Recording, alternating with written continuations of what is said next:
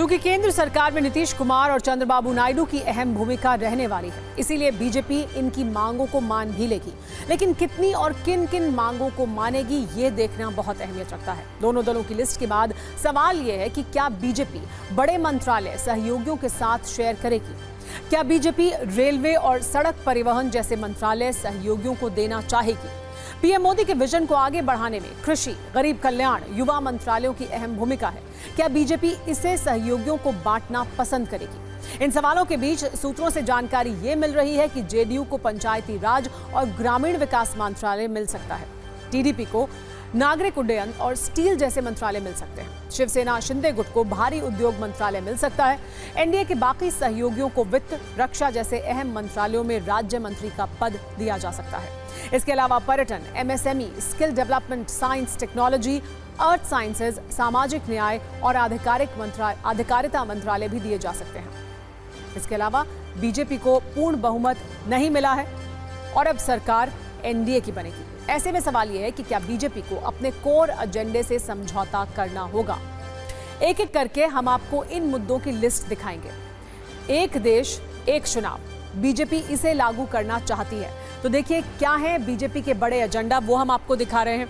BJP का जो मुद्दा है, बड़ा मुद्दा, वो ये है कि एक देश एक चुनाव बीजेपी से लागू करेगी, यानी इस पर जेडीयू सहमत है, टीडीपी का विरोध है। सहयोगियों का क्या पक्ष है वो भी हम आपको बता रहे हैं। यूनिफॉर्म सिविल कोड लागू हो, ये बीजेपी चाहती है। आम सहमति हो, ये जेडीयू चाहती है और विरोध है टीडीपी का। इसके बाद अग्निवीर योजना, ये एक बड़ा मुद्दा चुनाव के दौरान भी उठाया गया था।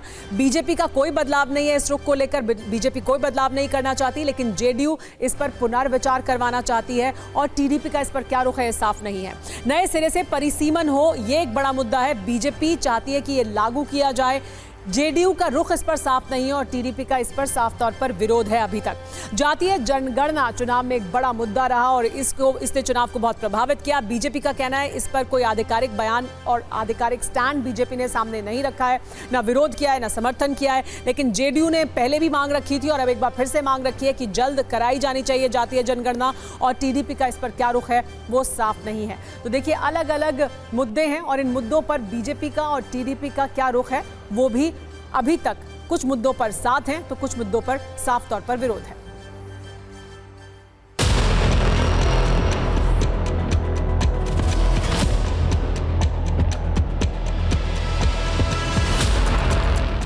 अग्निवीर योजना को लेकर के मतदाताओं के एक हिस्से में नाराजगी रही है। हमारी पार्टी चाहती है कि विस्तार से उन कमियों खामियों को दूर किया जाए जिसको लेकर के जनता ने सवाल उठाया।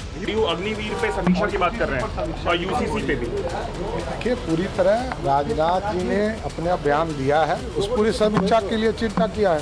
सर खबरें आ रही कि आपको समन किया। अग्निवीर जो देश के सैन्य पुरुषार्थ से जुड़ा हुआ है, जो नई पीढ़ी के नौजवान रोजगार के सुअवसर खोजते हैं, उनको मानसिक परेशानी नए नीतिगत फैसले से हुए, इस पर पुनर्विचार की जाने की आवश्यकता है। अग्निवीर व्यवस्था तुरंत खत्म होनी चाहिए। सरकार को स्वीकार करना चाहिए कि उनकी गलती है कि उन्हें अग्निवीर जैसी व्यवस्था नहीं लानी चाहिए। और न केवल अग्निवीर व्यवस्था खत्म होनी चाहिए, बल्कि बहुत से नौजवान जिनको रोजगार नहीं मिल पाया, फौज में जाना चाहते थे, उन्हें उम्र की छूट भी देनी चाहिए।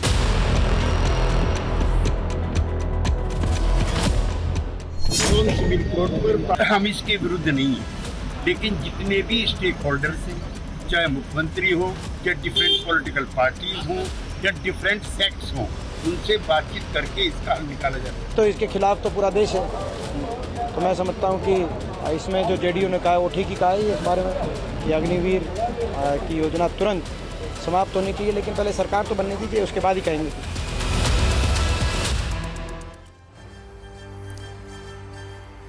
तो सहयोगियों के कई मुद्दे हैं, लेकिन बीजेपी की तरफ से आधिकारिक रूप से कोई कुछ नहीं बोल रहा है। ऐसे में हमने मध्य प्रदेश के पूर्व मुख्यमंत्री और विदिशा से करीब 8 लाख रिकॉर्ड वोटों से जीत हासिल करने वाले शिवराज सिंह चौहान से बात की।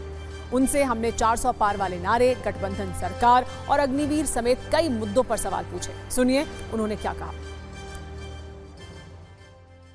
शिवराज जी, एमपी के मन में मोदी है तो क्लियर है, इसमें तो कोई दो राय नहीं है, लेकिन देश के मन में मोदी क्या कुछ कम हुए हैं क्या? क्योंकि 400 पार का जो नारा था वो पूरा नहीं हुआ आपका। आप चुनाव परिणाम देखिए और पूरा विश्लेषण कीजिए। ये लोकतंत्र है। लोकतंत्र में आप ये कैसे तय कर सकते हैं कि जितनी सीट इस बार है उतनी अगली बार आए? सीटों का घट बढ़ ये होना स्वाभाविक है। आप देखेंगे एक तरफ कई राज्यों में भारतीय जनता पार्टी ने चमत्कारिक प्रदर्शन किया है। जेडीयू ने कह दिया है कि अग्निवीर स्कीम की समीक्षा होनी चाहिए, यानी अभी सरकार में सरकार ने शपथ ली नहीं है, उससे पहले ही घटक दलों ने अपनी डिमांड्स रखनी शुरू कर दी है। तो आपका क्या कहना है इस अग्निवीर स्कीम पर, उनकी मांग पर? मैं केवल इतना कहता हूं, एक एक स्कीम के बारे में इंडिविजुअल मैं बात नहीं करता। जो योजनाएं बनाई मोदी जी की सरकार ने वो सारी योजनाएं ठीक थी और देश के हित में सारे कामकाज किए गए हैं। बाकी अभी मेरी जानकारी में नहीं है, इसलिए मैं किसी विश्लेषण पर नहीं जाऊंगा, लेकिन सारे घटक दल एनडीए के एक हैं मोदी जी के नेतृत्व में और राष्ट्र हित में ही ये सरकार फैसले करते हुए चलेगी। उत्तर प्रदेश में बड़ा अप्रत्याशित रहा, उत्तर प्रदेश के नतीजे बहुत अप्रत्याशित रहे शिवराज जी। अब तो बात भितरघात तक की हो रही है, आपको लगता है कुछ भितरघात हुआ है वहां पर? भारतीय जनता पार्टी के प्रत्येक कार्यकर्ता ने, राष्ट्रवादी कार्यकर्ता ने पूरी निष्ठा के साथ काम किया है, पूरी निष्ठा के साथ काम किया है। परिणाम कई बार समीकरणों पर मैंने बताया कि कई जगह हम बढ़ गए, कुछ जगह हम घटे हैं, तो उसका विश्लेषण करेंगे। शिवराज जी, मनमोहन सिंह जी का एक शेर बहुत मशहूर हुआ था। जब उनसे गठबंधन पर सवाल पूछा गया था तो उन्होंने कहा था कि हजारों जवाबों से अच्छी है मेरी खामोशी, न जाने कितने सवालों की आबरू रह गई। क्या आपको लगता है कि वाकई गठबंधन की सरकार चलाना मुश्किल होता है और ये चुनौती होगी आप लोगों के लिए?